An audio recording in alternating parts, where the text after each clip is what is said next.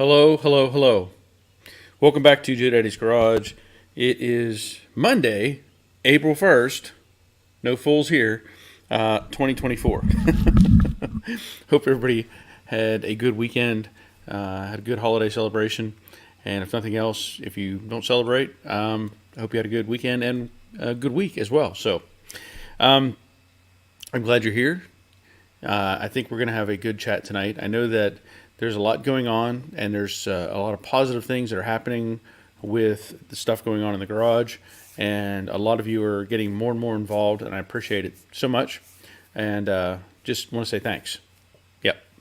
Now, in the last video, I put together the rotisserie that Slither is hanging on right now, and I did some more adjusting on it to get the elevation up, to get the center of gravity correct, because a lot of people, I think, they get intimidated by how the rotisserie works, and whenever you are raising the car up and down, it feels a lot more risky because you're thinking, what's it going to do, right? So when you elevate off of the main post, you're relocating the center of gravity of the bulk or the mass of the car. And so when you get to a certain point, you can easily rotate it, and it'll just stay in position. And so it just takes some practice. I've seen people with rotisseries and they don't do that correctly, and they've tried it. They don't elevate it far enough, and then they're fighting with it and really trying to do more than they should. So along with that, the owner of the company that I got this from, we have emailed back and forth, and he liked the video, and he also liked some of the ideas that I shared with him. One of the ideas that he came up with real quick was a longer handle on the front. Now these handles are, I don't know, about 2 feet long. I've never measured it, but it's probably close to 2 feet. And it feels like it should be more than enough, but it's probably not. You end up taking and putting, like in my case, I put my foot on this leg, this front section, and my hand up here and pulled it, and it rotated a lot easier, because you've got a lot more leverage and mass. So I think he's going to make the handles longer. I don't know how much longer. And then the other idea, he was going to redesign or have changes made to that shackle kit that I put under the back. And when you think about it, it really didn't make any sense to have a 1-inch hole in that shackle mount. What do you gain from that? Because other than me putting a giant bolt in the one side, you have no other choices other than to try to redesign it or make your own kind of thing.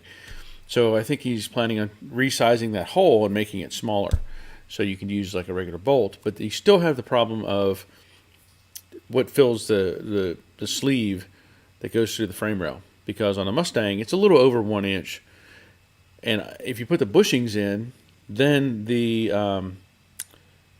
plate won't fit correctly.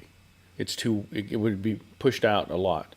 So we're going to see what he comes up with and go from there. I do have a lot more to do, and I'm planning on really digging in this week on the bottom side of the car. And I'm just really excited to have it to this point. I mentioned in my Patreon video that it's a transitional thing. When you're doing sheet metal and welding, and you're starting to get to the point where you're doing seam sealer and different things, you have to change your mindset. It's a different it's a different angle that you have to take. So anyway, let's see who's here tonight and go from there. So first in is Rick Gain. Glad you're here, Rick. He says, I'm looking forward to this because I could really use some cheering up right about now. Yeah, you got a lot going on, Rick. Dave Tyson, good evening all. Evening, Dave. First Dave sighting.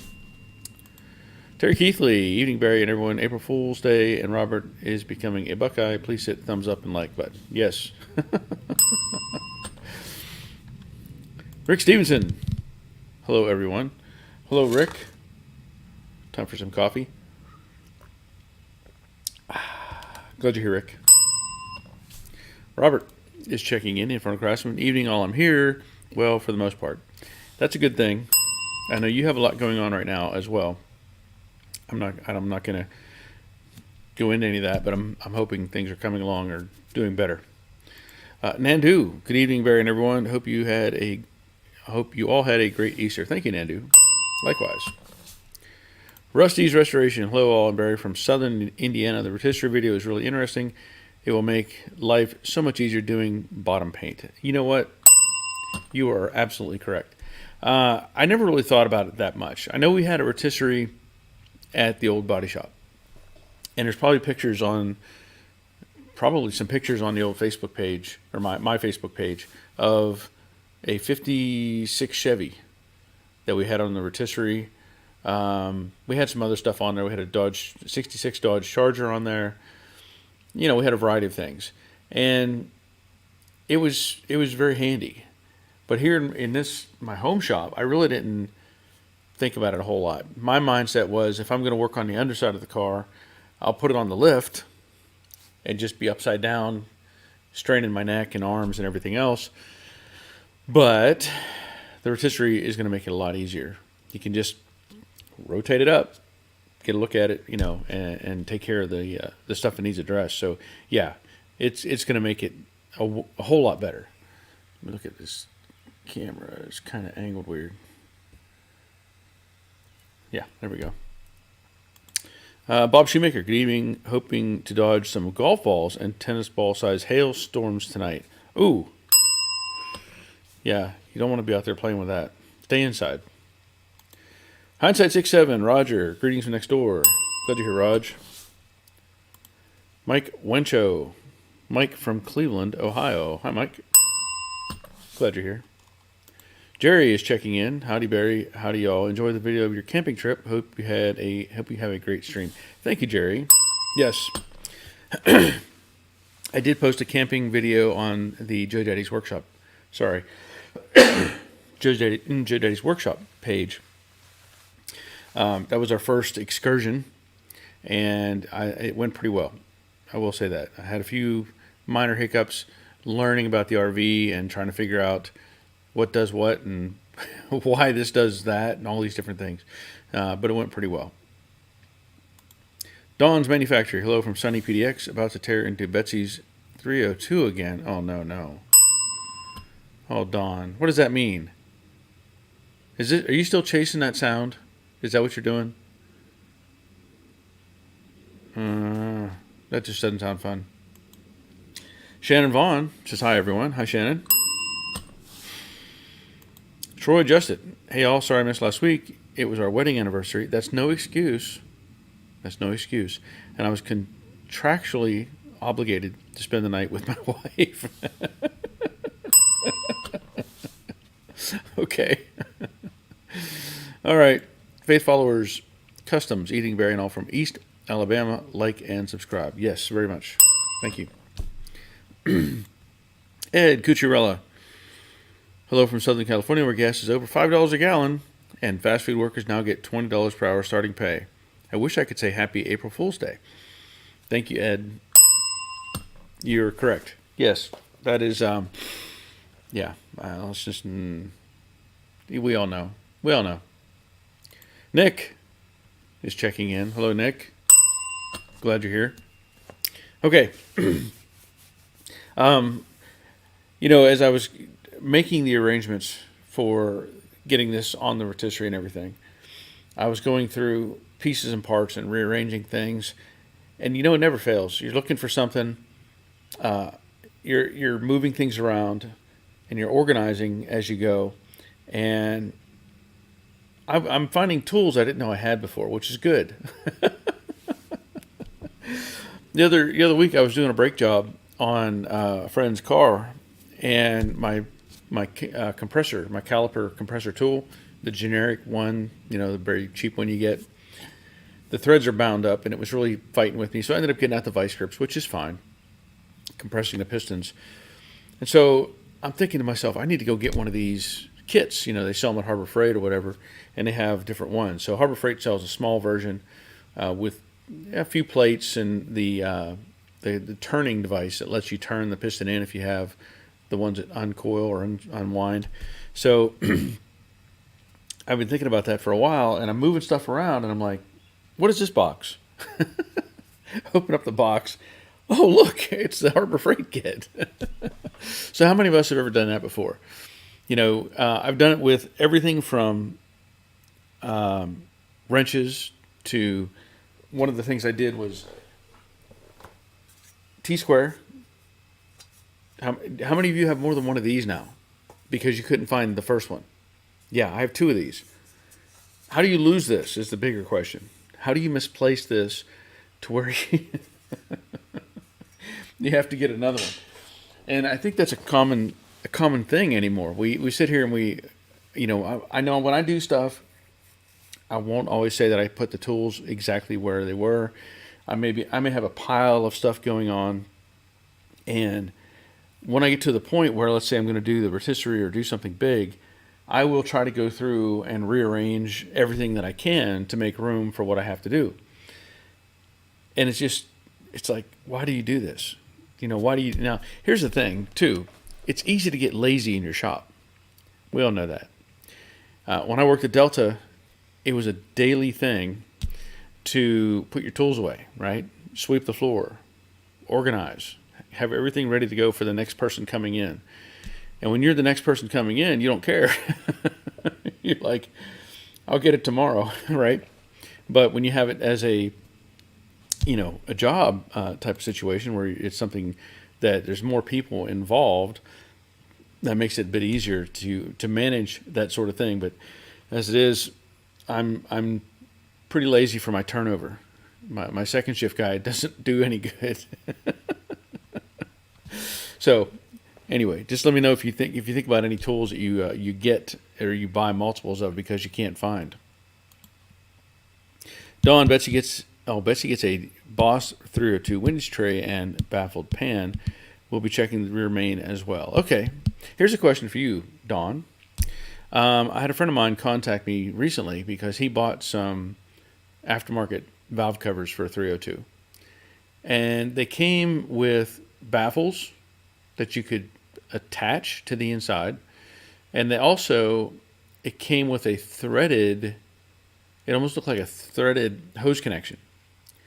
But the valve covers themselves only had one port, and that was for your filter on top.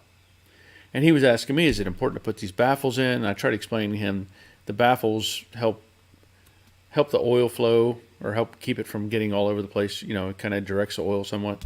But he was also asking me about the threaded port thing. Well, there's no hole in the valve cover, so I don't know where he got these things from. But my thought was it's more important on something that's like a race motor, right?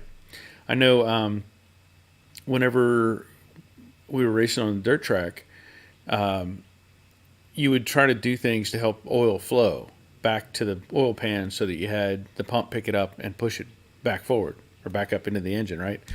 So I know that's an issue whenever it's a steep, banking, not necessarily dirt track, but like race tracks.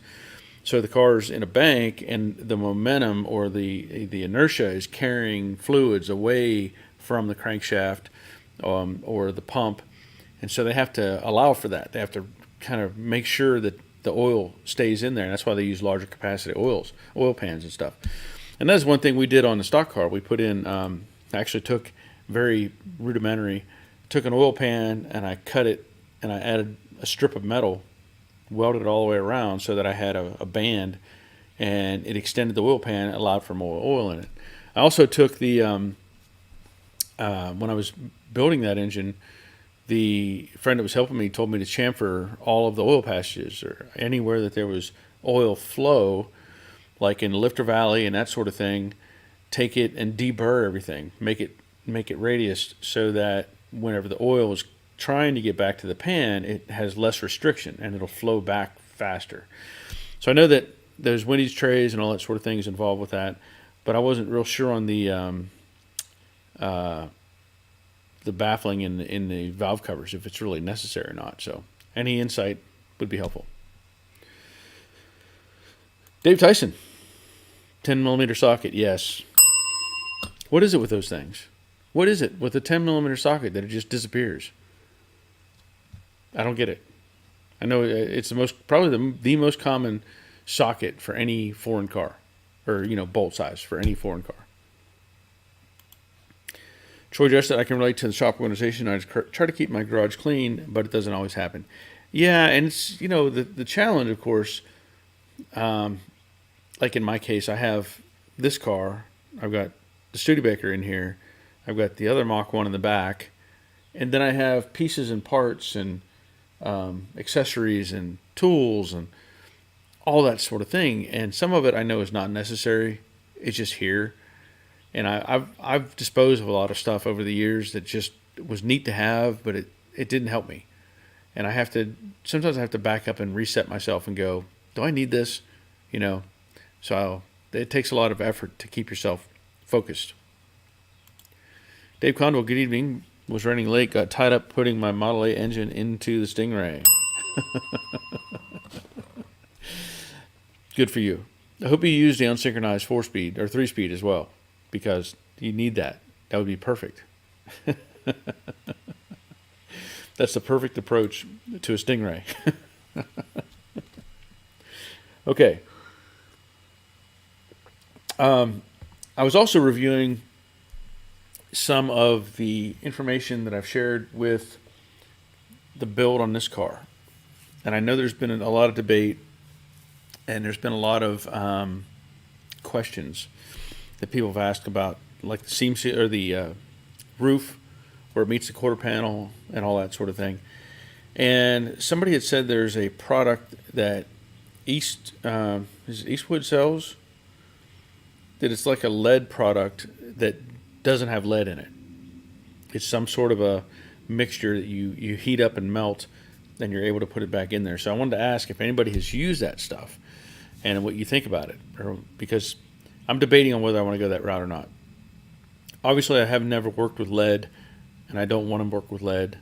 And I've had people give me input on that product, but I don't know enough about it, or haven't really done a lot of research on it. I'm looking for people who may have used that product and see what you think about it. Now, the debate will always be, how much stress will this car be under? Is it really going to make a difference? It probably won't make a difference. But I don't want it to have a problem later on. So, and when I normally do those seams, I use short strand fiberglass filler and just fill them in. And then I don't fill them in to where they're all the way out. Let's say I recess it slightly, and then top that with like the regular body filler I use, or like the Rage Ultra. I fully welded all the roof seams. I don't know that you could really twist this car for what it is right now. Like what Charles had in mind for the racing, wanted to be able to make it a race car, let's say, that would take a lot more stress, a lot more torque, body twist and that sort of thing. But I don't see that happening with this car at this point. I think it's going to maintain more an original appearance and also be driven that way. So just a thought on that. I may end up, I still haven't fully decided. I know I've shared some pictures also on Facebook where I laid a straight edge on top of the little valley where the roof seam meets, and it's not as deep as everybody thinks. The pictures tend to make it look like it's a 1/4 inch deep, but it's really not. It's maybe not even the thickness of a piece of sheet metal. And so do you really gain anything by doing all that? That's the thing. Okay. What else did Dave say? I actually made it to the 2-speed from a Model T. I like the pedal control. Yeah. People are doing all kinds of body swaps now. Maybe that would really turn that upside down, right? You take an old Corvette and you put it on a Model T chassis. Nobody has done that. Nobody. That would turn some heads at the car show. You'd have some, 18, whatever the wheels are, 18-inch wood spoke wheels underneath that Corvette. That would turn some heads. Dawn, as I understand it, the baffles keep the oil out of the push rod directed to the rocker pivot. Otherwise, with high pressure slash volume pump may overshoot the rocker entirely depending on the lifters. Okay, that's a great answer. Thank you, Don. Yeah, I don't know. I don't think he's building any kind of race type engine. I think it's just kind of a stock 302. This is going in that Bronco that I painted. And so I know the engine was out of a something 90s, mid 90s truck or something, if I remember correctly. But yeah, I'll pass that on as well. Thank you, Don. Troy, I was looking at that filler from Eastwood. It looks like it would be a good product, but I haven't gotten that far on my project. The reviews are good on it. Okay. Well, I may do some more research on it. I think that would be it's worth a look anyway. Dave, yes, and the Hideaway acetylene brass lamps. Yes. Man, I can see it now. Don't even make him Hideaway. Just put him up. Just put the Model A, or I'm saying the Model T lights right there. Just leave them up all the time. I'm telling you, you would be hit at the car show. You could let's see if I don't know if I still have that picture or not. I probably deleted it. There's a picture of all the guys standing around in their Corvette uniforms. Yeah, I deleted that one. That would definitely get some attention. Randall. Glad you're here, Randall. Abandoning snowy, rainy Utah for Florida tomorrow. Trade show, Lake Okeechobee, and a cruise will keep me from my 67 Cougar for a few weeks. Okay. Well, Utah to Florida. So you'll be coming. I'm not sure what your route will be. You'll be coming probably through Alabama.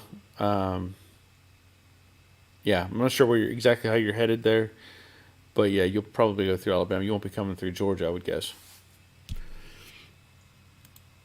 Dawn's manufacturing baffles may not fit on the late model. Rockers are different build as needed, I would say. Okay. Yeah. Maybe that's what they do is they just include it with it.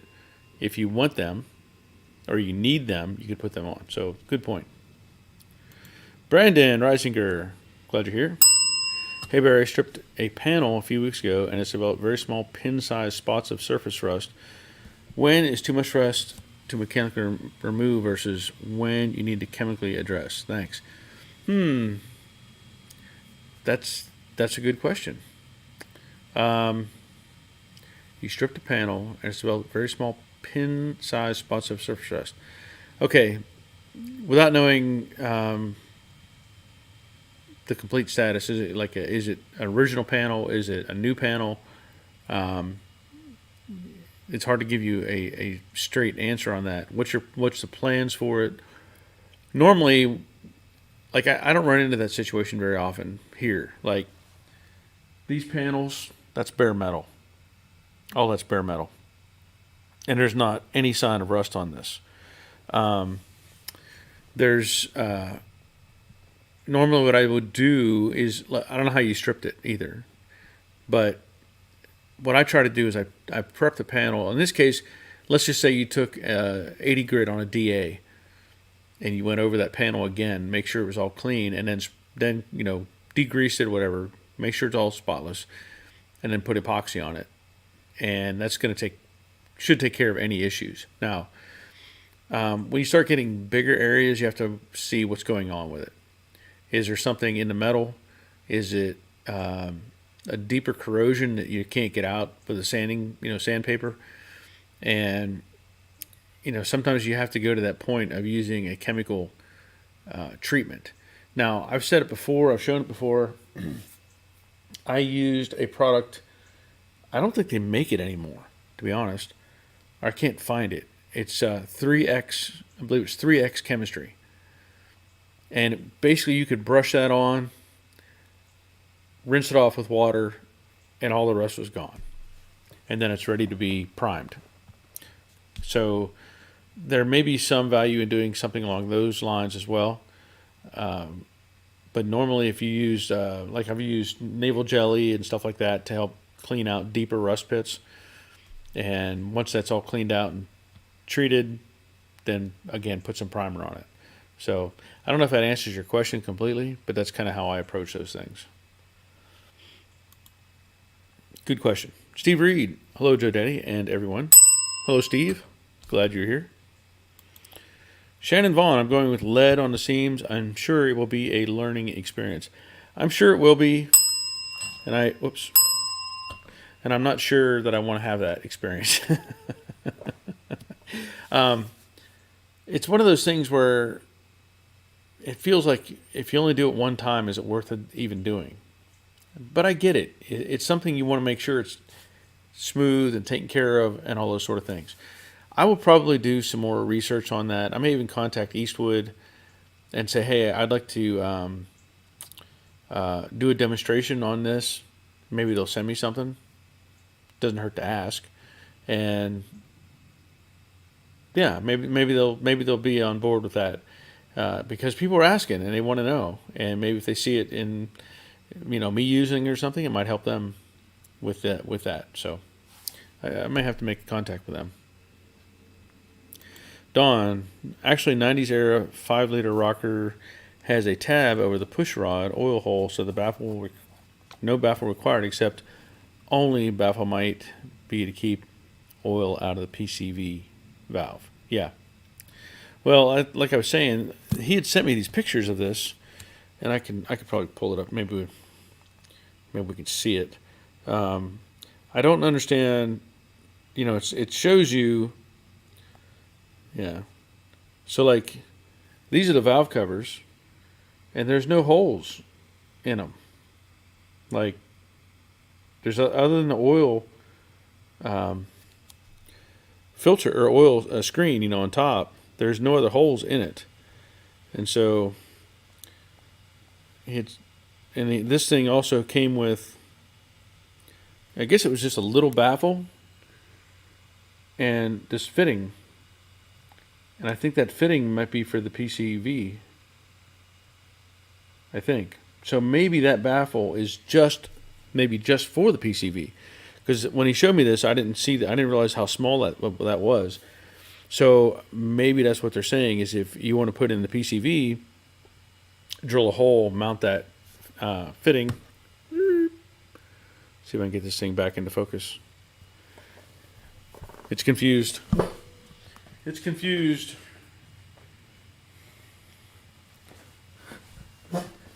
There we go. So maybe that's what we have to do, is make the hole for the baffle. Okay. That's a good point, Don. Thanks. James Smothers. Good evening. Good evening, James. Hope all is well. Brandon. The panel is the original roof panel of a 68 coupe, stripped to very clean bare metal. Other than just surface rust from humidity, I assume it was perfect, just developed small spots over a few weeks. Yeah. Well, like I said, go back over it with a DA, and if you can, spray it with epoxy. Get it coated, and don't worry about it. I mean, make sure it's all clean and protect it. Get some epoxy paint on it. James, I liked your RV video. Thanks. That was, again, my first experience with the RV as far as taking it on an actual camping trip. Robert and I had met down in Florida to pick that up and drove it back up here. And other than a few little just take it out and drive it type of things, we haven't done any excursion. So along with that, I do plan, part of the reason I got it was to make road trips and try to work on cars and stuff, right? So I had to add some, let's say, like a boxed-in area in the back to hold tools and stuff like that. So I did manage to get that taken care of. And at least tentatively, I do plan to make a road trip up to North Georgia sometime later this year and work on a car. So there may be some video stuff going on with that as well. But yeah, I wanted to make sure that we at least understood how the RV worked, and do a test run, and also to kind of do some exploring of that park. Unfortunately, it had rained a lot on that weekend, and so we spent a lot of time in the camper. And the other couple that we went with they have a tow behind. We just sat in the camper a couple nights and played cards. So it was still worth doing. Whoops. Let's see. Don Gilly, the baffle blocks oil but lets PVC breathe. Yes. Thank you, Don. Michael Pagliarini, hello, all late to the party. Was doing the last of the C5 mods to the C4 case. Oh, okay. Well, glad you're here. Oh, yeah, that's the other thing. You know, we've been talking about the suspension that Charles had bought for this car, and we're not going to use it. We're still trying to sell that stuff. It's Total Control Products. I do have the data sheets on all that. I think I posted them on Facebook as well. But you know, she is trying to sell off this stuff and go back to the stock suspension parts. And there's other pieces that I think she's got the company ePass. They're going to take back the electric steering setup that he bought, but we still have a manual rack and pinion, which is a hard sell. I mean, if you're trying to build maybe a drag car, and it even says on the instructions to use skinny tires on that, because it would be too much stress on the system to have big wide tires under it. So it's gonna be a hard sell on that rack for somebody to use it, because it is manual. So limited use for people. The other stuff, we have the upper and lower control arms, the coilovers, the shocks, and various other hardware that goes with it. The strut rod bar, or the lower control arm bar with the swivel built in and everything. So if anybody is at all interested in that, and you want to maybe consider, picking that up for your ride, send me an email and we can talk about it. We can definitely talk about it. But we're also making contact with vendors to try to get make some sort of deal on the suspension parts.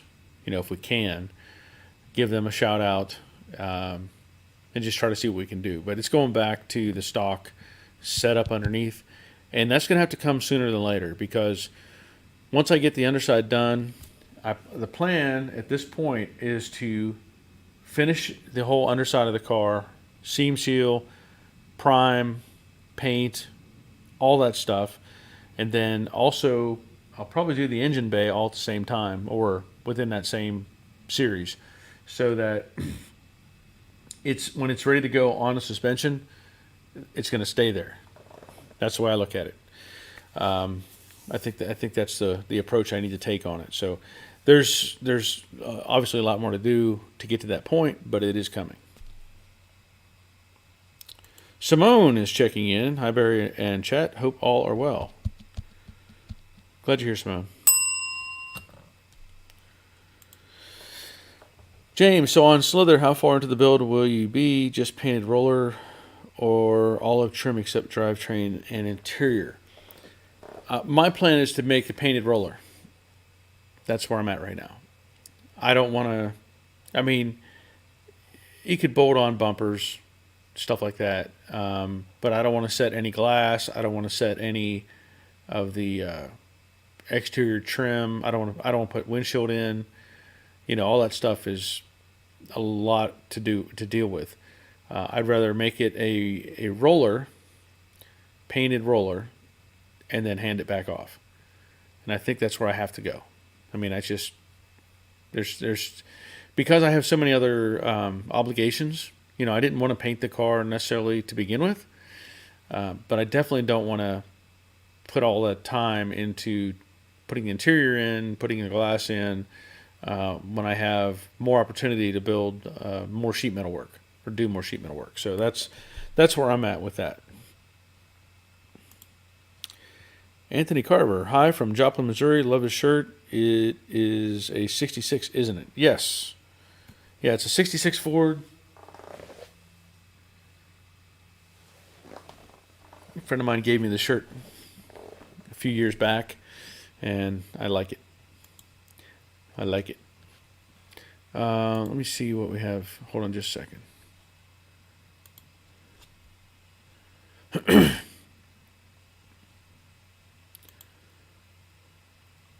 Oh, okay.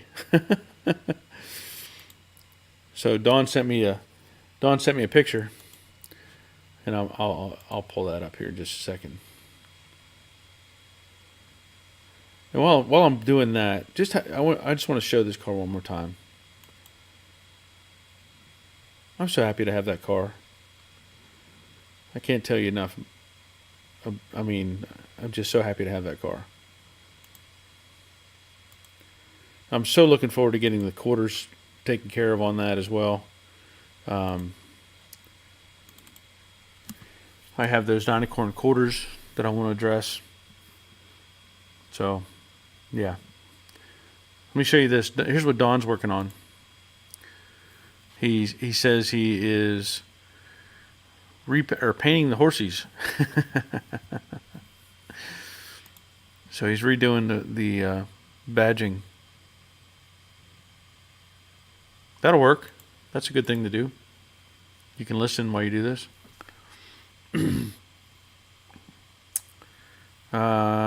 Yep. Yeah, Dawn, I got it. Thank you. James, what's your definite next project? Fastback to coupe conversion? Yeah. Fastback to coupe. That's the plan.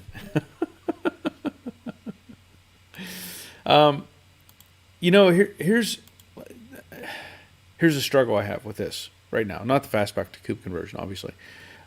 Here's a struggle I'm having with the next project. Oh, here we go. Jeff, awesome, man, awesome. Thank you, sir. I appreciate you. Thank you. That's awesome. So James has asked me what's my definite next project. And I know I jokingly put on Facebook that I'm going to make a coupe to fastback to coupe conversions and start selling those because the coupes are all disappearing, right? And some people thought I was serious when I posted that. I'm like, it's April 1st. Come on. No, what I want to do, and we've had this discussion a little bit with cars that are being worked on. So in this case, you and I mentioned about if you're building Mustangs, maybe stick with Mustangs, right? And I get that. My channel is about a garage. It's what I do in the garage for the most part. And I did have the ongoing basket case Camaro project, which is dragged out for years. And the reason it's dragged out for years is because I've had other projects for other people. When you have your own project, it's kind of like, let's push that one off to the side and let's do these other ones for everybody else. So that's kind of the norm. Now, the thing is, I don't need the Camaro sitting here. I don't need it here anymore, and it probably needs to go. If I can make it happen, and I don't know that, I mean, I do want to video that stuff, and I don't want to get people turned off from my channel for doing Mustangs and then Camaro and stuff like that. But I feel like I need to get that Camaro put together and out the door, and send it down the road. But if I didn't do that one, I want to take care of the 67 coupe and turn it into the fastback, and then probably sell that car. I don't really want to put it all together. I just want to do all the metal work and sell it as a roller. It would be a 67 coupe, but it would be bodied as a fastback. So, and that car, I have a title for it and everything. So that would be ideal to take care of that. And that's probably higher on my list than most anything else. But I have so many people that want me to work on their cars. I get offers all the time, and people asking me for help, and I understand that. And And I think I have to be, again, a responsible thing, right?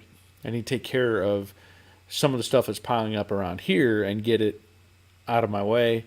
And so it may end up being that I just take care of the Camaro. I could probably put together the Camaro in a couple weeks and have everything done sheet metal wise, list it for sale, and then either roll into 67 or bring in one of these other projects for somebody else.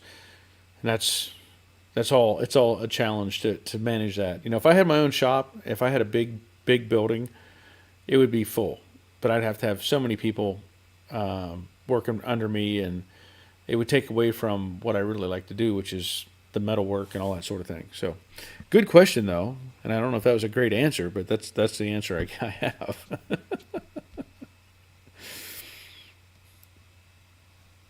Oh, Dawn says if I lived closer, I'd help you with that 69.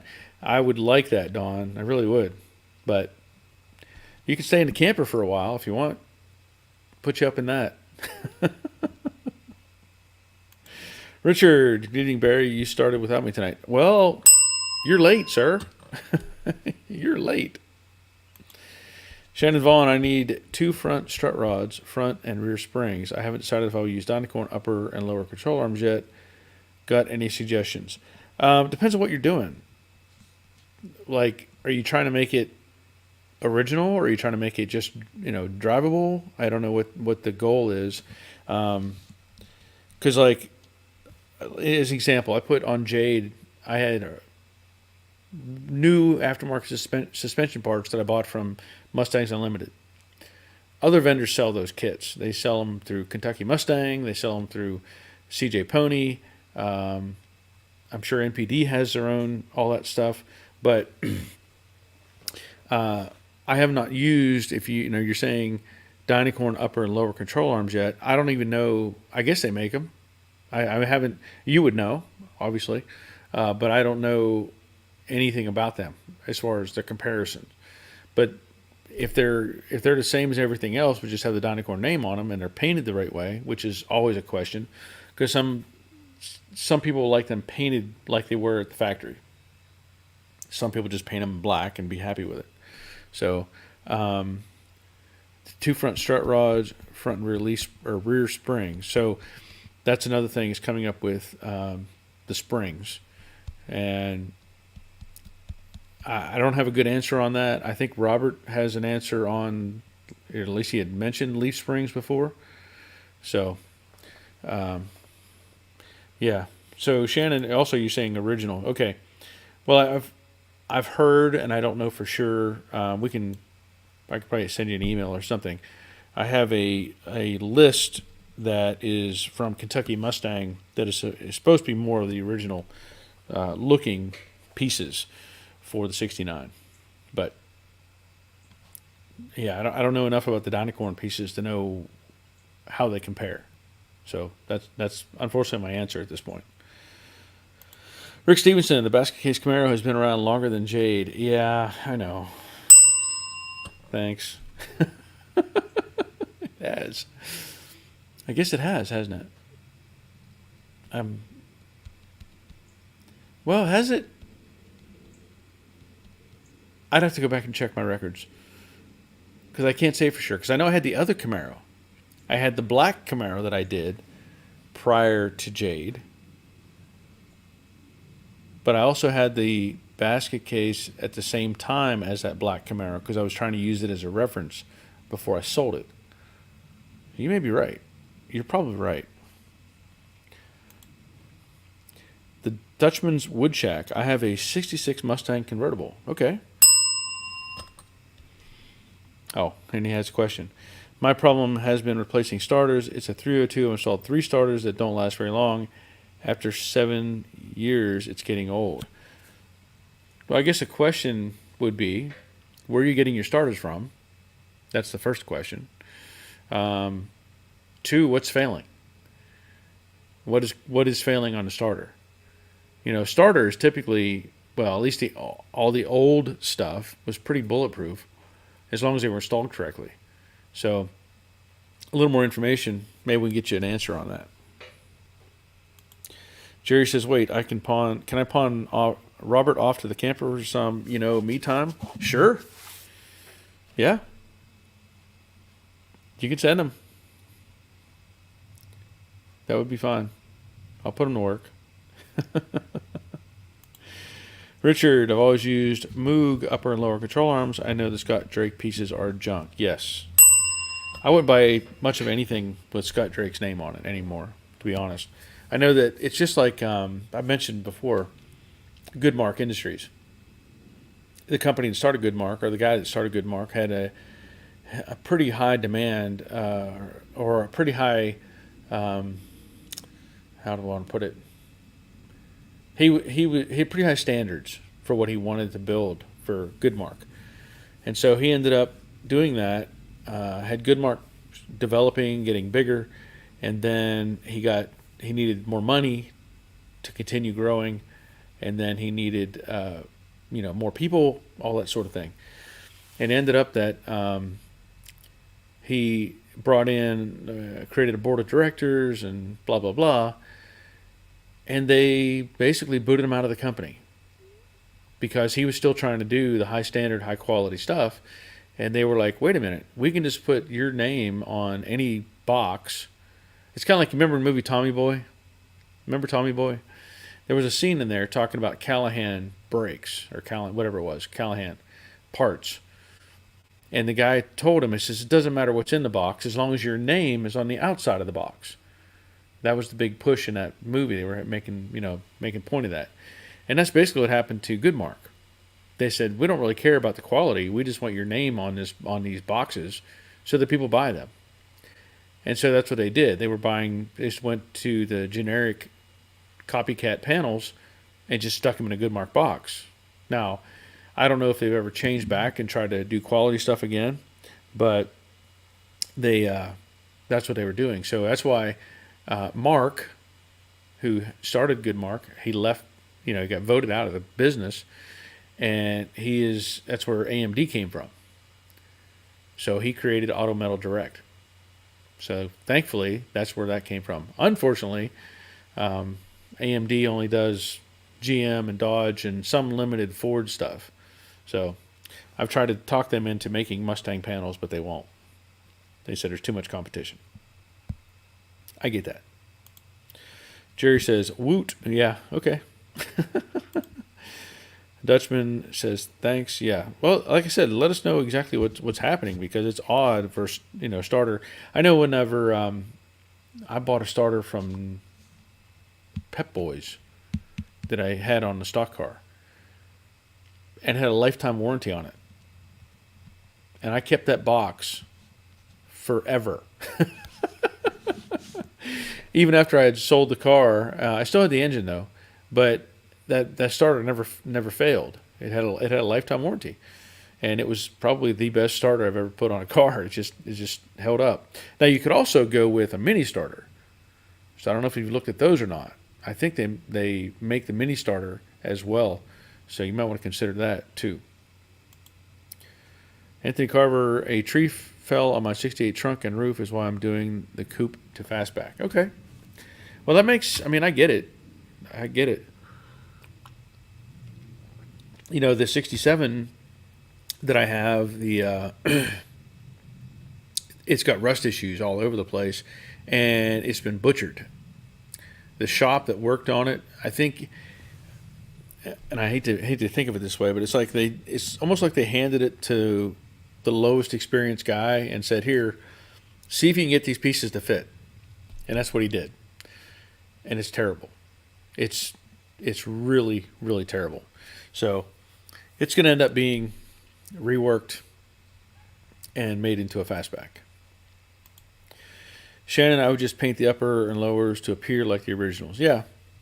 Well, like I said, I don't know the quality of the Dynacorn. Now, I know, like, as an example, and the Dynacorn, I've mentioned the hood hinges, the good hood hinges that Dynacorn sells. I don't need any other hood hinges but those. That's all I need. Those are really, really good hood hinges. That's what I use on Jade. And I'll never use another generic whatever hood hinge. I'll only use the Dynacorn unless somebody wants some of those custom ones, where it's all billet and blah blah blah. But that's probably all I will ever use. So I don't know, again, the quality of the pieces, but maybe you and I need to talk a little more about that, because I'm going to need that stuff. Don, pretty much why I build my own starters. Okay. And the Dutchman Woodchuck, it was O'Reilly's. Okay. Yeah, here's another situation I've had was I had a solenoid that I had put on Jade, and it was from Advanced Auto Parts or AutoZone or some O'Reilly's, whatever. But it was a solenoid up on the apron, and that thing like wouldn't shut off. Like you turn the key on, and it would just want to keep cranking. And I changed that thing out like 2 or 3 times, and I even had some old ones or whatever. And anyway, I ended up going to Napa, and I bought one from Napa, and I put that thing in there. Never had a problem with it after that. So I can't say Napa has any better equipment than anybody else, but sometimes the bulk mass of parts, like you said, are made in China. Sometimes there are better pieces that come in for different companies. So it's not always, and I hate to say it, but sometimes it is relatable to what we spend. So you can get a starter for $80 or you can get one for $150. There's got to be a difference in there somewhere, you would hope. It was another store earlier, but they kept sending me the wrong size. Oh, yeah. Chris, what are your plans with the frame trailer jig now that you have the rotisserie? I'm in need of a jig for my 70 Mustang. Well, I will continue to use that jig. That's where it's at. When I do the 67, that'll sit on there as well. And then I can do the conversion and all that sort of thing. Now, I don't know how much more I will need it specifically. It depends on what the next project is or projects that I get in, and as to whether, I'll have to use that or not. But that's probably not going anywhere. That's probably just going to stay right here in my yard. But good question. Dutchman, most starters are made in China. Yes. Rick Stevenson. With Ford starters, you need to make sure that you have the correct bell housing, flywheel, starter combination. If any one of those is wrong, you'll have problems. That's a good point. Dave Britton, good evening from Ontario, the Great White North. Glad to hear, Dave. The Dutchman, that's not the problem. It's the Bendix grinding the flywheel. Oh, well, then there is something wrong. Because if it's, there's something wrong with the interaction there. Rick, the separator plate needs to be correct also. And Michael, that's the problem. I will not use any parts from O'Reilly's anymore. Quality control doesn't exist. Yeah, unfortunately. James, I just watched a new video from Paint Society. Clean Strip Aircraft Ultra was reformulated and is extremely effective to strip paint, even better than the original before they banned chemical. Oh, okay. That's good to know. I wonder where you can buy that, though. Probably just a paint supply store, I guess. Richard, Open Tracker Racing has some great blueprinted suspension pieces for early Mustang. Oh, okay. Have to keep that in mind. Yeah, because what we're going to do is take apart the, what's left of the suspension that I have, the upper and lower control arms, take the spindles off, take the rotors off. I know the rotors are probably no good, but to make it a roller, I'll clean up the spindle, put it back in with the upper and lower control arm. We'll have to look at whether we want to use the coil springs that we have or if we can find some replacements, because this requires the big block coil springs, and I think there are a lot of places that don't have them right now. So I hate to put it back together with the coil springs. It may not be worth having because there's a lot of rust on all this stuff. And so I may have to try to find another set of coil springs or something to put underneath this if we can't find replacements. Dave Tyson says, is ring gear good? So talking about the starter problem. James, everywhere it's sold. Okay. Yeah, I don't know where it's sold, though. That's the thing. Whether it's a paint supply store or somewhere else. Because, like, you can buy certain chemicals at Lowe's or Home Depot and stuff like that. So I don't know if it needs to be like a dedicated paint supply store is what I'm asking. Dave Britton, I tend to go to a local starter alternator rebuilder as they are typically cheaper and you know it will fit. That is a good point. That's what I ended up doing with the Model A. You know, of course, the Model A would have been 6 volt, and it was positive ground. Crazy idea. But when I had rebuilt the Model A, I had the starter rebuilt, and I asked them about making it 12 volt. And the guy was like, go ahead. There's nothing you can do to hurt the starter. He says, hook up 12 volt. It'll just make the engine spin over faster and start easier. So I was like, okay. So that's what I've done. I've converted it to 12 volt, and that starter was rebuilt, and it has not had any problems.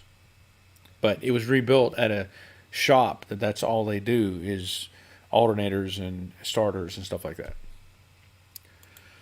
James says 302 has short snout and long snout, plus it has to be indexed. So there's some more information. And Dutchman, there isn't. Let me see here. There isn't one where I can't. Oh, there no rebuilders. I guess is what he's saying. Everyone who did this has left it not profitable anymore. Yeah. Talking about a rebuilding shop. Yeah. And the Dutchman, I even had a hard time getting one from Kentucky Mustang. Oh man. Yeah, that's something I have not haven't had to deal with. I guess I don't even remember when I built, because I had a friend of mine build the motor for Jade, and I don't know if he provided me with a starter. I don't remember, but that is something I will have to look into, especially when I get further down the road with my Mach 1, because initially, as I've said, I have the original 351, but I would really like to build a stroker engine for it from a later version of 351 and keep that one just on a stand or something. So I'm going to have to have him help me out with that as well, so I understand what's going on when it comes time to put it together. The other thing, I'll probably put in just an AOD transmission. I'm not going to go any kind of crazy on it. Just put in a nice overdrive, something drivable. Don't want to be racing that car. Not going to happen. Let me see here once. Hold on a second. I'm not sure if Robert is interested or not. I may send you a link.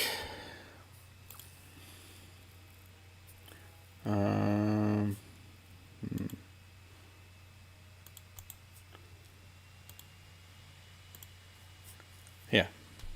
If you're interested. If you're not, that's fine too. I understand. James Smothers, engine builders machine shops are getting extremely expensive lately. Yeah. It's all adding up. They're getting us wherever they can. The Dutchman, it's a pain they couldn't find a starter for 302. The back end part of the starter is 4 inches, not 4.5. Okay. And Dave Tyson also, how about a reduction gear starter? That's what I was saying too, the mini starters. I know those are pretty popular. I don't know if there's any conflict with doing that. You get more clearance under there. And I don't know the longevity or durability of those, but I know they use them quite a bit, so that might be an option.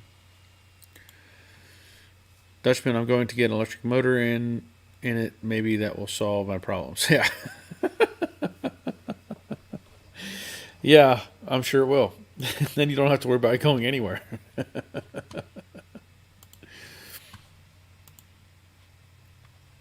Yeah, that's what I was jokingly, like I said on Facebook, I posted that I was going to start buying up fastback bodies from Dynacorn and gather up all the coupe parts from everybody doing the conversions, and then just start rehashing them back into coupes again.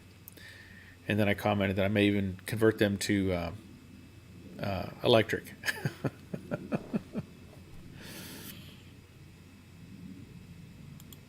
Dave Tyson says very adjustable, talking about the reduction gear starter. Okay.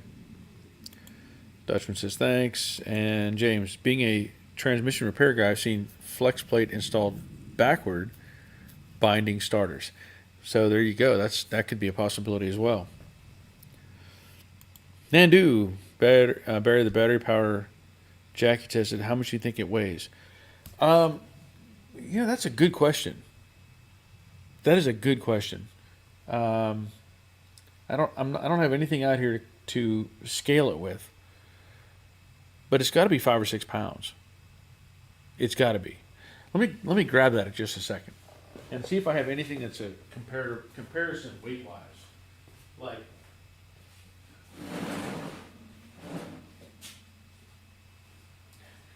I could say that, just holding it like this, the whole assembly, that's some effort. And so I have, let me set this down on the floor. Here's my generic comparison. Generic. So I have this, and I have this. This is a 10 pound. You know what? It's probably 10 pounds. It's very close to being 10 pounds. Yeah. This is pretty heavy. 5 pounds is not enough. This is probably pretty close to that. I could, if I had a board sitting on something, I could set one on either side and try to balance it out.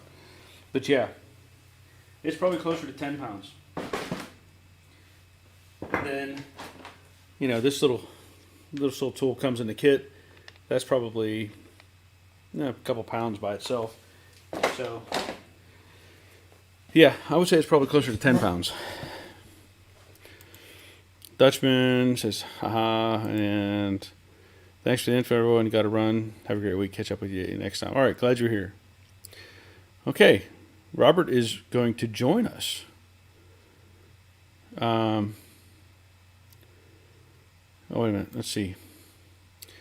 James Barry, I watched your tool review. I wanted to know if the battery and charger are UL rated. The government put out fire warnings on overseas lithium-ion batteries causing fires. Oh, well, that's a good question. I don't know. I gotta figure out where to put that now.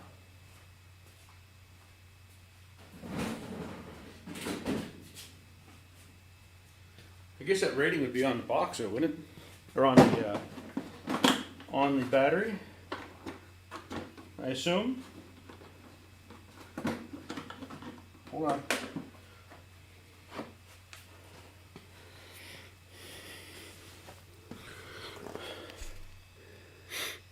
Let's see. I don't know. I don't see it on the battery. There's a bunch of codes down here. UKCA, ROHS, FC. Yeah, I don't know. Charger. UL listed.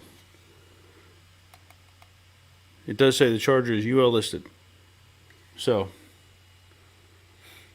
I'm going to assume if the charger is UL listed, that the battery should be as well.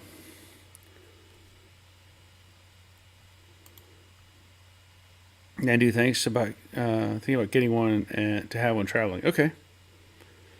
James says on the battery and charger should stay. So it's definitely got it on the charger. And Rick Stevenson, if Robert moves into the RV, he could just pull up a chair. Yeah. All right. So let me get Robert on here, see if he's ready. I think there he is. Okay. Let me pull him up. All right, I am here, and I got my bottle of water out of the fridge, right? And I put those little flavor packs in there, Yeah. and I have my fridge set to where it is as cold as I can get it, and all I do is make supercritical water that freezes as soon as you put something into it. That's Every crazy. every time. That is really annoying. That's great. Are you? I guess you're on your laptop. Yeah, on laptop out in the shop, and you're going to hear some lightning, or you won't hear the lightning. I don't know if you heard that. I heard that. Yeah, we got a little line of stuff coming through, but as usual, we live in an area that I swear there is a pole over there, out to our west. There's a pole out there that most every storm hits, and then it splits and it goes around us, and that's what it's doing as usual. I don't know what it is, and people around here will say the same thing, even though you don't even bring it up. They'll say the same thing because when you look at the weather, most every storm that comes through, it just goes right around us, and on the other side of the lake, or on the other just on the other side of the lake that way, it goes back together, and everybody gets rain, and we get mist. That's really weird. It is weird, but it's just the way it is. It's but we want the hail. We need a new roof. Oh yeah. So okay, so James said it was great that the charger is UL listed. So yeah, I didn't see it on the battery itself, but I'm going to assume if it's on one, it should be on the other. Larry says, "Hey Barry, you're going to love your new rotisserie." Thank you, Larry. I already do. Yeah, love it. I looked at buying one of those, a couple years ago, and it was like it wasn't a bad deal, but it was like for the amount of time what I was going to do with it, it's like, I built mine and it did what I needed. It did what I needed at the time, and you know the drill. It served the purpose. Yeah. But that said, if it was something heavier than a Mustang, what I built wouldn't cut it. Yeah. I'm with you. Now it takes some effort to move it because you have to consider it is weight. It's not just a straw hanging on this. There's I don't know 1,500, 1,800 pounds maybe.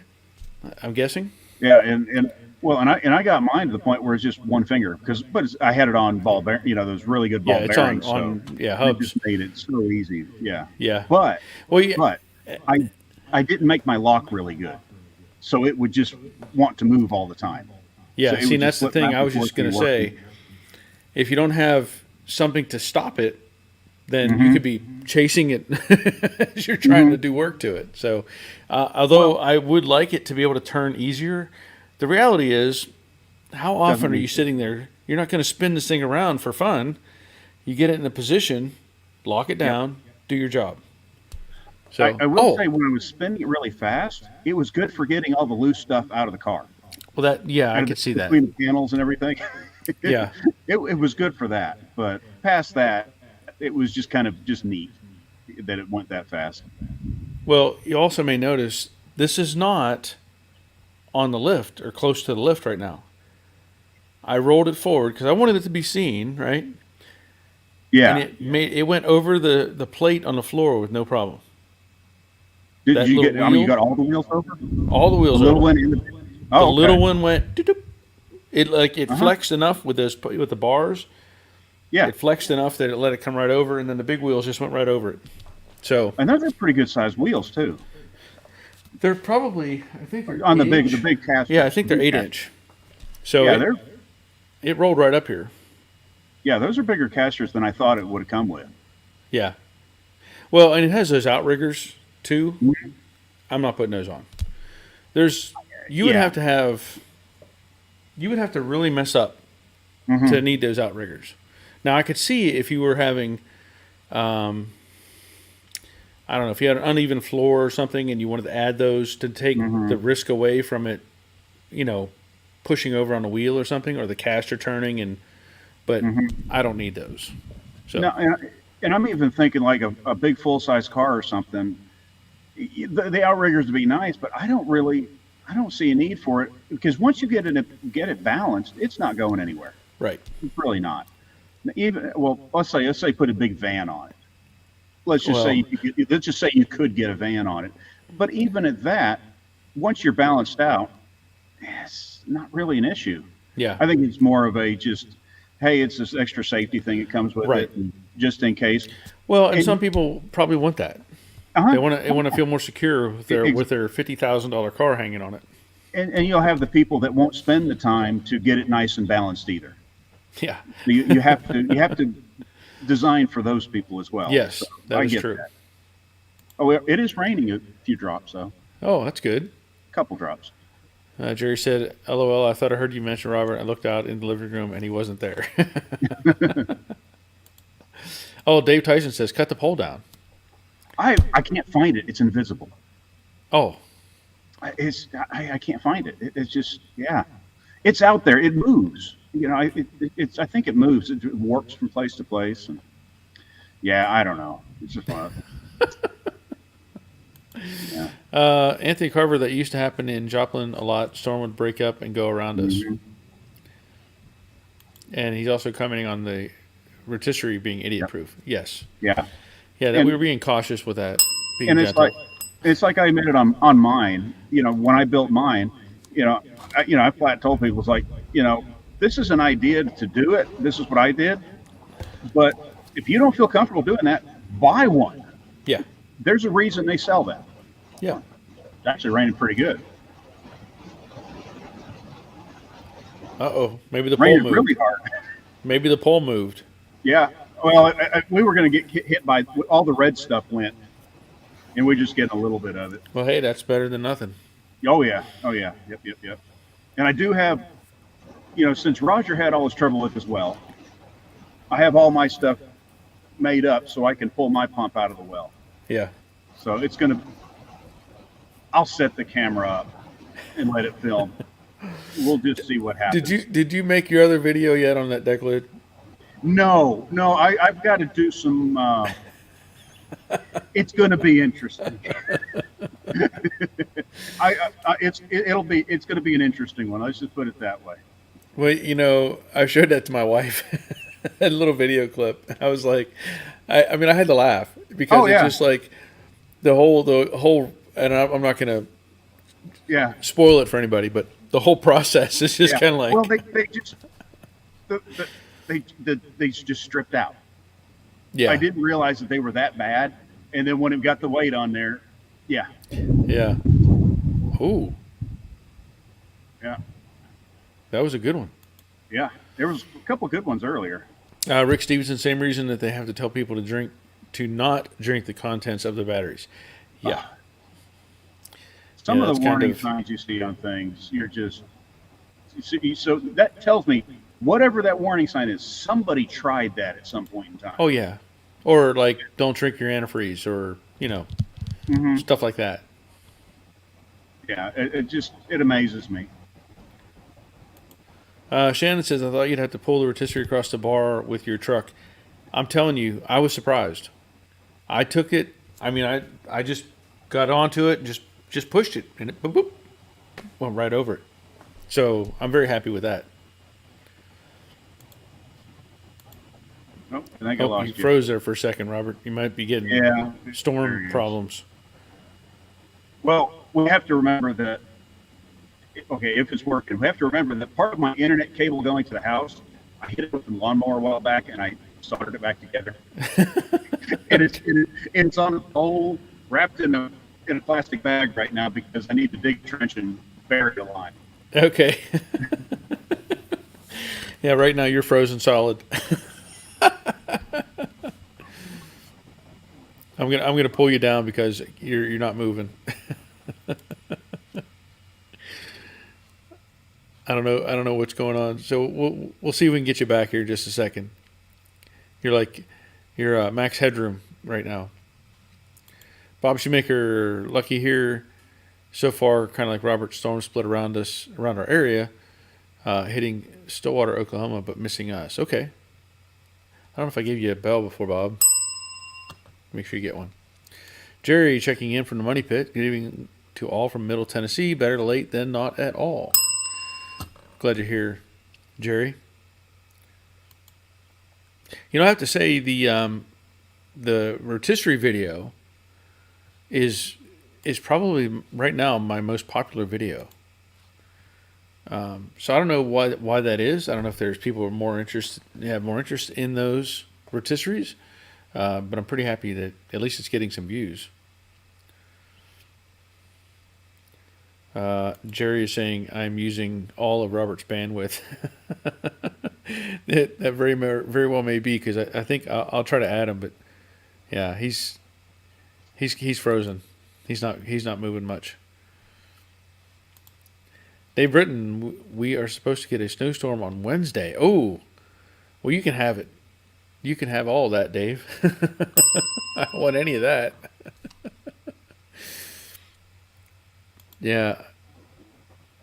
I think I was just gonna have to take Robert out of the loop completely, because he's not working. It's not working, unfortunately. Sorry, Robert.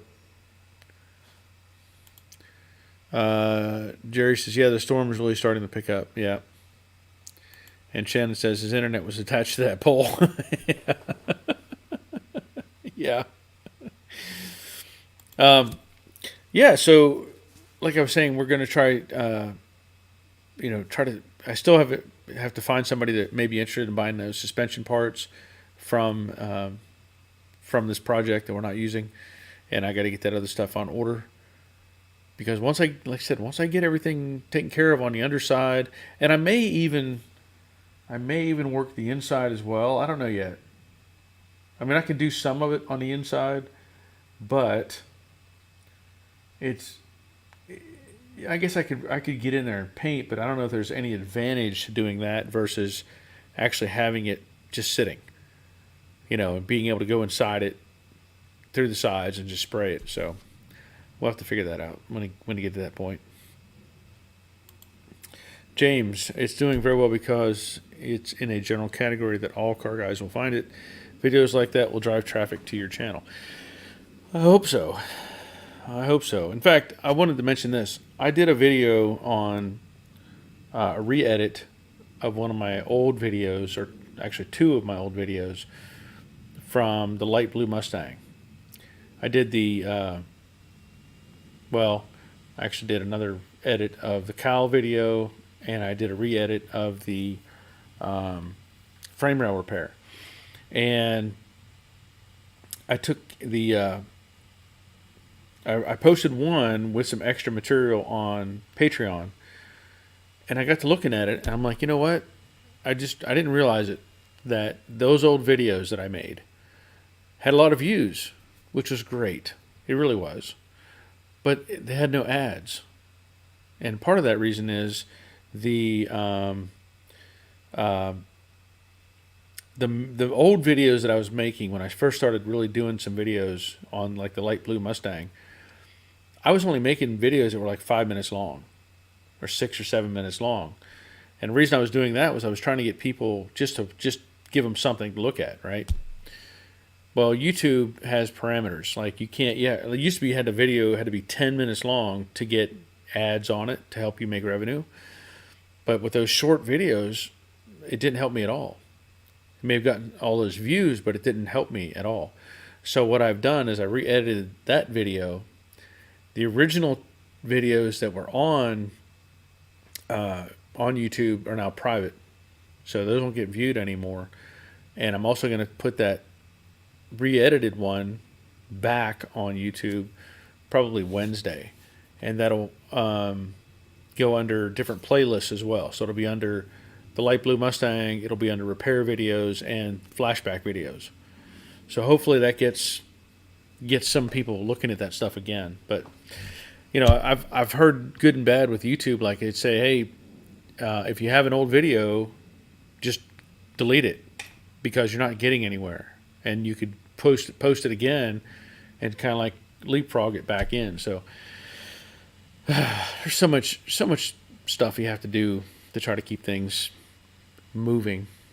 But that's kind of where I'm experimenting with some of that. Abe Gudino, Barry, what's the cost of the rotisserie from that company? I think they had them listed, if I remember. Let me see if it has it. They have it listed like as a sale right now. Sale price says $11.99 is what they're listed at. So I don't know if that falls in a budget. But also, I think Abe, yeah, I want to thank you while you're here on the stream.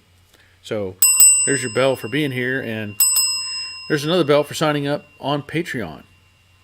Thank you, thank you, thank you. Appreciate that. He also has a hello, everyone. So thank you, Abe, for signing up. That's great. I've had about 25 people join me on Patreon, like in addition. So that's very helpful. I know that I've said it before that, but YouTube is just terrible. Yeah, I've had 28 more people join me on Patreon, and it says I have 91 active members and 145. So those other ones are just there.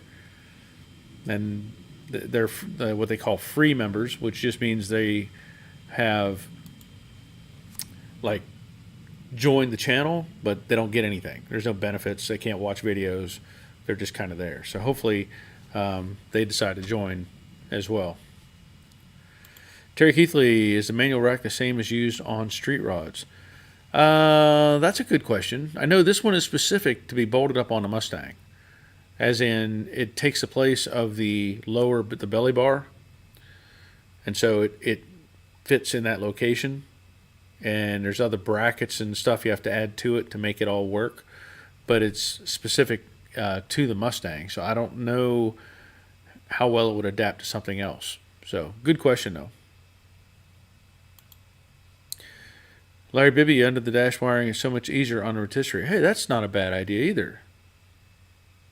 I don't know if I'll get to that point, but yeah, that's good. Yeah. Jerry, storms going through the Dallas area is supposed to be in my area tomorrow afternoon and Wednesday. Our weather says severity of 3 out of 5, so I guess we should buckle down. Yeah, definitely. Abe says, Barry, how much gap do you usually leave for the doors? Oh, in a perfect world, I go with a paint stick. If it's as close as I can get it, it's a paint stick, and I mean the thicker paint stick. There's different. I don't even know what the measurement is, because you have different thicknesses of paint sticks. You know, different manufacturers. I'd actually have to measure that, but that's usually my guide, is the thickest paint stick I have, because I have these other ones that are a thinner material. So I don't know. I can find out. Hold on a minute. Let me go to my calipers. We'll find out. But I can't say this is exactly what it should be. It's not, these old cars had really big gaps in them. So 3/16 is a pretty good number. But if I'm doing a really tight car, I'm at 140 thousandths. So whatever that compares to. I don't know how that compares to 3/16. But 140 thousandths is normally what I use if I'm doing a really tight car. Now, there's other things that come into play, because sometimes you have, with your door gaps, you have to allow for the movement of the door, right? And then whenever depending on where you're at in the process. So like, if you make it tight now, and then you add paint and primer and paint and clear coat and all that stuff, that's going to really make it tight. So you got to be very careful with that. So it doesn't hurt to go a little bit bigger and then make room for the paint. Also, the alignment of everything. So like some doors, they'll tuck behind, kind of like sweep forward a little bit or back, whatever. You have to look at what the door does with the fender as also part of the formula. So good question. And James says, usually Abe 316s use a bent brake line as a space gauge. That's a good call. Yeah. Abe says, well deserved, Barry. Your videos and knowledge has helped me tremendously. Well, thank you. I appreciate that. Larry Bibby, the Mustang 2 rack is the same, and they used T-birds. So, okay. Terry says, usually Mustang 2 front ends are used on street rods with tubular upper and lower A-arms. Yes. Yeah, I know this one, like this, the information that I have, he says, do you have the rack there? Yes, I do. But see, I think, let me see if I can find the info. If I can find a picture of it.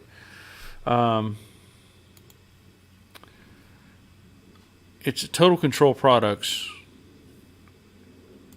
And I actually had to go through and look at the setup for this configuration, because when you order one of these, you also have to select the scenarios. Like, is it for a big block? Is it for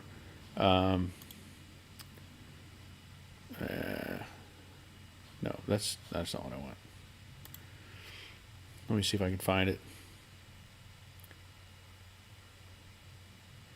Because I think it's TCP RCKM is the part number. Let me look. I know I have it. RCKM. Rack and pinion. Manual rack and pinion for OEM steering column. I don't know if I can even. I probably can't get a picture of it. But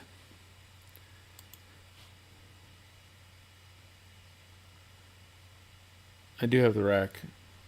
I'm trying to see if I have. I don't know this picture is accurate for what I'm looking at, but it does have like. Let me go grab it. I can show it to you, but there's a bunch of brackets and stuff that go with it. So hang on just a second. Talk amongst yourselves. I'll be right back.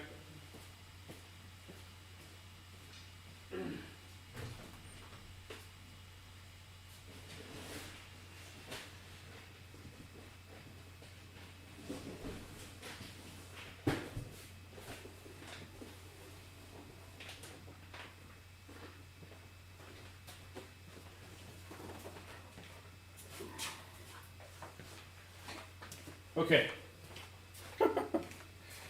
It's still zip tied to the box, so I'm not going to cut it loose because it needs to stay with the box.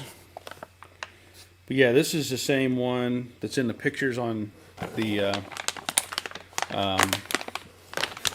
yeah. So it's got the input here, manual input. It's got this big plate on the back side. It's got these mount holes here, and there's some secondary plates that are attached to it. And this thing's pretty heavy, so I'm not going to hold it up there. Let me see if I can pull up that picture.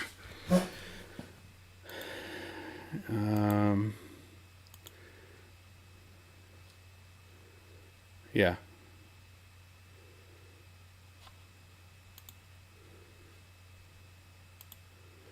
Okay, so if I can pull that up here just a second, sorry.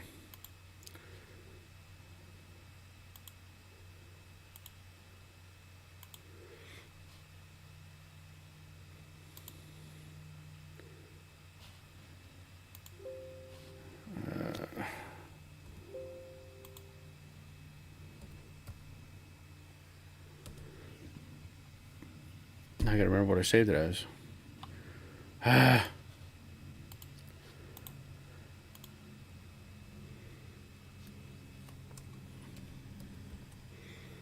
Okay. Bear with me.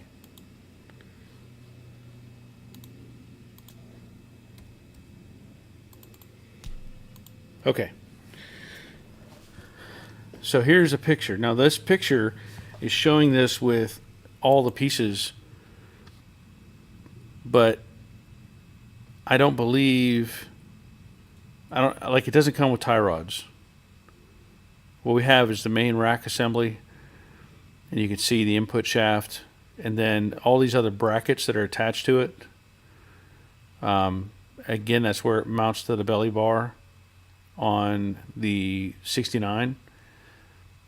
So I'm not sure what the other pieces are other than, you have the tie rods there, but those are not part of the kit. And then that steering shaft, I don't know if that's part of the steering column. It looks like it probably is. And then you have a couple of U-joints. But you can see the main piece itself. That's what I have in the box. So I'm not sure if that helps or not, but that gives everybody an idea of what it is. Now, to put it in perspective, that rack,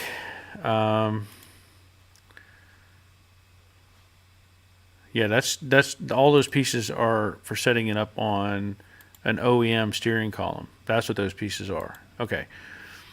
But the setup that Charles had didn't come with all that because he was putting in the manual or the electric, the e-pass stuff.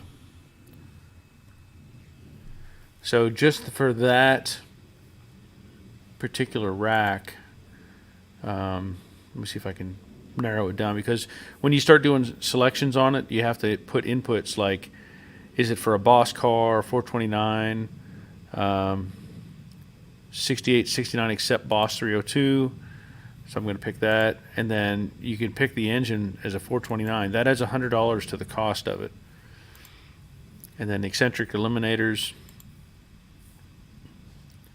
So the cost of that right there, the way it's set up, is over $2,000 for that rack.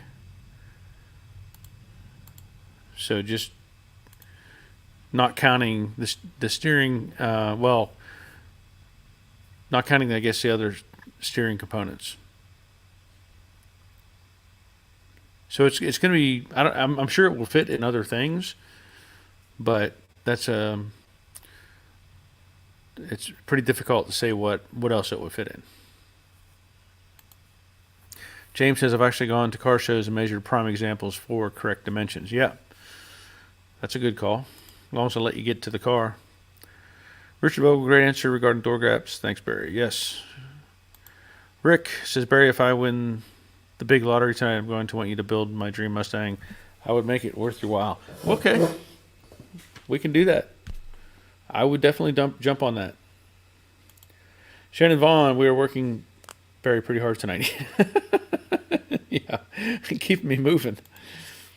Larry Bibby, they need that info for spring rates. Big blocks weigh a lot more than a LS. Yeah, that's true. Yeah. So, anyway, if anybody's interested in any of that stuff, just send me an email, and we can see what we can do. But I know it's going to be a hard sell. I know that. Yeah, that will not work with the Mustang 2 front cross member. Yeah, that's what I'm saying. It's specific setup for the 69 frame rails. So, 68, 69, whatever. I think it actually says 68, 69 except Boss 302. So that's going to be a hard sell for that, I think. Somebody has to really look for that specifically. I don't see how else we're going to deal with that. James says, okay, it's past my bedtime. Have a good night. Yeah, it's past mine too. No, it's past time for me. Y'all worked me too much. I'm tired now and I'm hungry. So anyway, we're going to try to sell off those other suspension parts, and then obviously get in the OE style suspension parts that we can put in the car. But as of now, I'm working on the underside of this, making a video on that process, and hope to have some good progress by this weekend. So, yeah, I'm going to call it a night. Hour and a half, that's plenty of time. So, as it is, that'll be the end of tonight's broadcast, and I will be back next Monday, April 8th, 2024, and I hope to see you there. So until next time, take care of yourselves. See ya.